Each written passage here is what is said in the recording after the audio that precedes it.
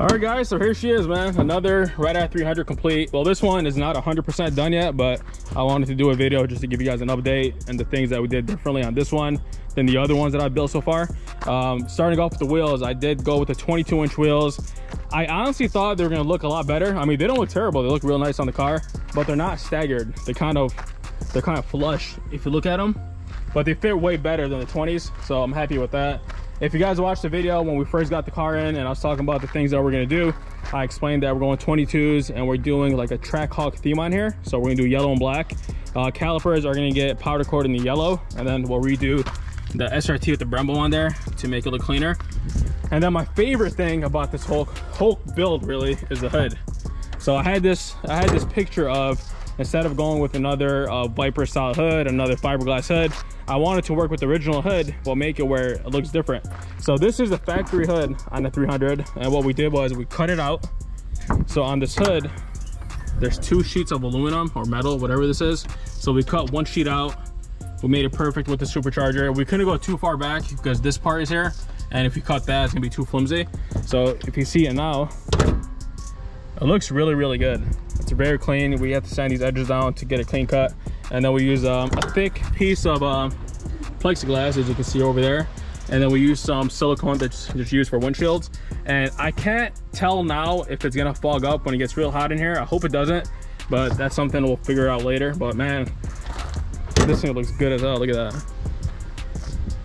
Even with this body line and everything, it just came out perfectly. And we did it here with like a V cut, so it kind of flows in with this edge. Just came out really good. But the swap itself is done. Obviously the car runs and drives. Everything here is all set. I still have to order a cowl over here because the one that was on the original car was like heat shrinked because it's been on here for so long. But PCM is bolted down. I still got to add more coolant for the intercooler. But yep, a complete Redeye swap. I do got to take off these mirrors. So what I did was, so this was a parts car over here. This was a Redeye that I bought that was smacked from the side. Let me show you guys this. This thing was beat the hell up, but we ended up pulling this. We put it on the frame machine, we pulled it out the way. As you can see, there's some gouges in here from the chains, but we got it off as far as possible so we could strip it without having to interfere with anything and cut it like how I did this one. So we got it stripped up and we got everything taken out of here to put into this one. And I ended up using the mirrors because the mirrors on the Charger are different, and I didn't know that until I put them on. So as you can see over here, the gap is huge on these. So what I'm gonna do is I'm gonna pop these back off. I'm gonna put the 300 mirrors on here, and then I'm gonna swap over the glass and the harness to make the blind spot work, because these have blind spot on them. But that's really the only difference. And then on the interior, let me give you guys a quick startup. I did order the wheel airbag, so that's gonna be in soon. Okay. Obviously you got the 797 horsepower. We switched over the radio.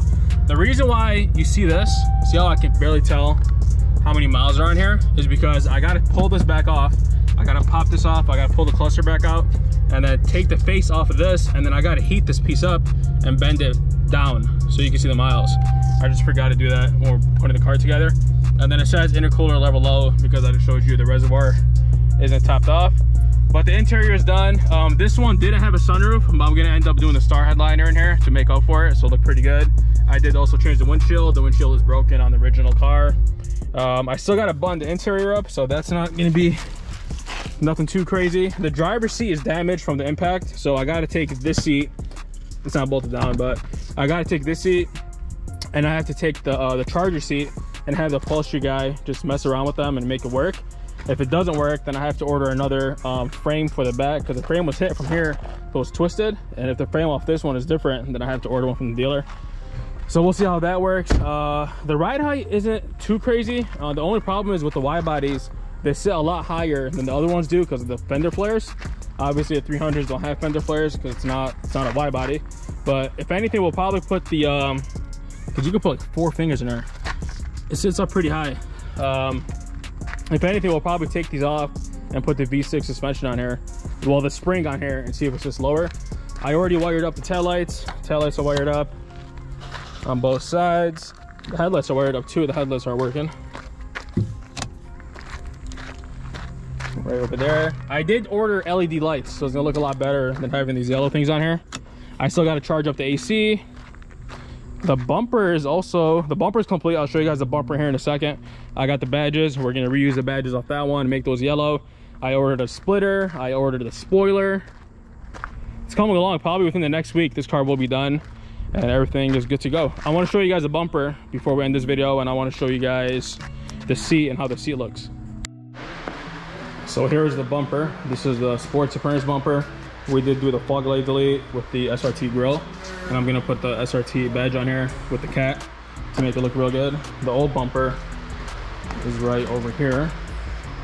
As you can see, it's completely different, especially with the fogs. And then here's the seat. I mean, you really can't tell in the video if it's twisted or not, but if you look at it down here, this thing is pushed way in. And then over here, all this metal is twisted up, like right over there. You can see where it's bent. So I'm pretty sure this won't work. So I got to take this seat with the V6 300 seat and see if they can make it work with that. If anything, we'll probably just have to get a new seat. This piece is broken. I can order that from the dealer, so that's not a problem. But other than these two things, the car is almost ready to go.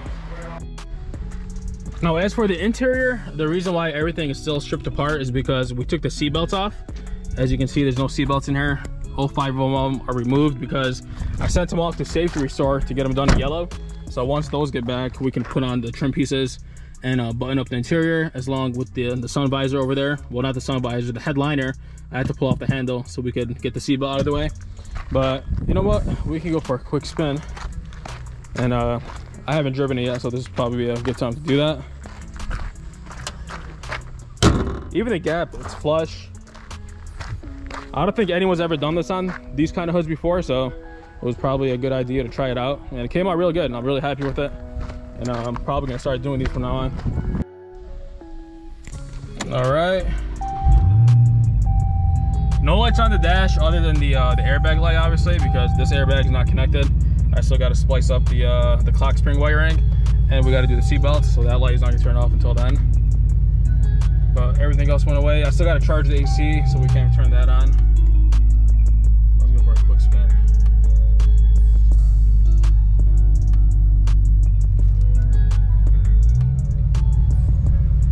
Oh, and I got to fix the exhaust. The exhaust is bent from the Y pipe, from the impact, so we got to get that fixed. And I got to do alignment.